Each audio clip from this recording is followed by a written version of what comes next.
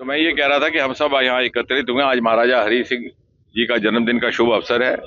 यहाँ पुष्प अर्पण किया, आशीर्वाद प्राप्त किया। और मैं तो ये कहूँगा कि जब हम महाराजा हरि सिंह को स्मरण करते हैं तो जहाँ केंद्र और राज्य सरकारों ने उनके साथ नाइंसाफी की, मैं तो ये कहूँगा कि इतिहासकारों ने भी उनके साथ पूरी तरह न्याय नहीं किया।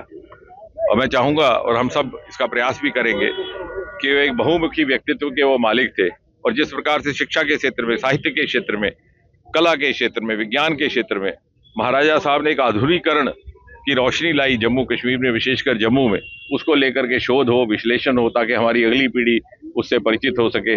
उदाहरण के तौर पर यहाँ पहला रेडियो स्टेशन उन्होंने ही स्थापित किया।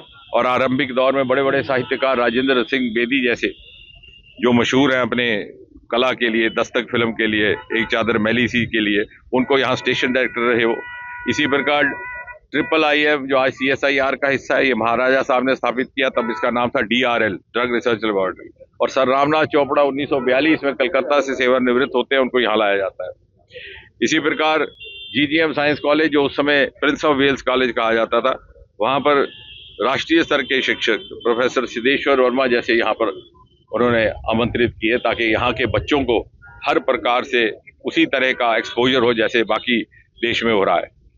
कला के क्षेत्र में मल्लिका पुखराज उनकी देन है, भारतीय उपमहाद्वीप, जो अपनी उस नज़म के लिए अमर हो गई कि मैं जवान हूँ। इसी तरह से स्वास्थ्य के क्षेत्र में ये दोनों बड़े अस्पताल, जिन्हें उस समय सदर अस्पताल कहा जाता था, SMGSH, ये भी उनकी देन है। तो मुझे लगता है कि ये अगर हम सोचेंगे तो ये ना केवल महाराजा की इन बातों के खोज से, अध्ययन से युवाओं को पर एक प्रेरणा मिलेगी, बल्कि यहाँ के शासकों को भी एक सीख मिलेगी कि किस तरह से राजधर्म निभाया जाता है न्यायपूर्वक और बहुमुखी क्षेत्रों में।